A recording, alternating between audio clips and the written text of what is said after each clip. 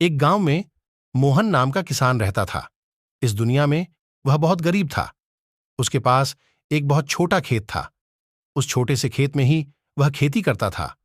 वह जैसे तैसे अपने खेत में काम करता और मजदूरी करके अपना घर चला रहा था।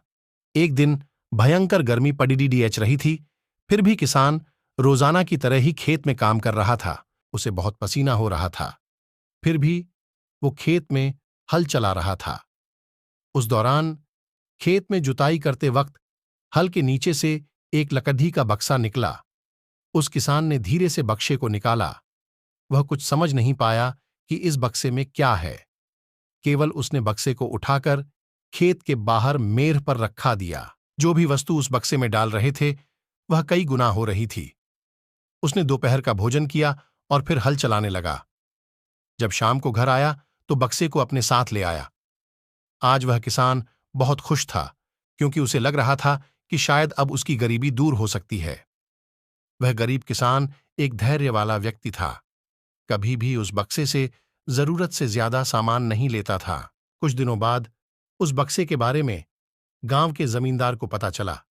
वह जमींदार एक लालची व्यक्ति था। उसने सोचा, मेरे जमींदारे में किसी भी जादुई वस्तु पर तो मेरा अधिकार होगा। जमींदार के कहने पर उसके आदमी उस किसान को पढ़कर ले आए। उस जमींदार ने किसको धमकाया और कहा कि मैं तुम्हारा खेत मेरी जमींदारी का हिस्सा है, इसलिए उस बक्से पर मेरा अधिकार बनता है। जमींदार की बात सुनकर किसान डरते हुए बोला, मालिक, भले ही जमींदारी आपकी है, लेकिन उस खेत पर खेती मैं करता हूं तो बक्से पर मेरा अधिकार है। जमींदार समझने लगा कि यह किसान ऐसे नहीं मानेगा।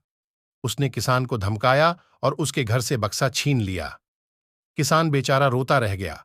बक्सा लेकर जमींदार खुश हो गया। जमींदार ने बक्से से बहुत सारी वस्तुएं हासिल कर लीं और मजे कर रहा था। थोड़े दिन बाद कुछ लोगों ने जादुई बक्से के बारे में मंत्री जी को बता दिया।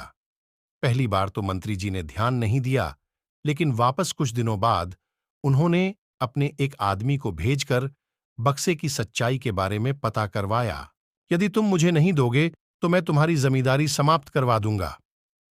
जमींदार ने डरकर बक्सा सौंप दिया। उस बक्से को प्राप्त करने के बाद मंत्री और भी मस्त हो गया। अब तो विरोधियों को मंत्री की शिकायत करने का एक और अच्छा मौका मिल गया।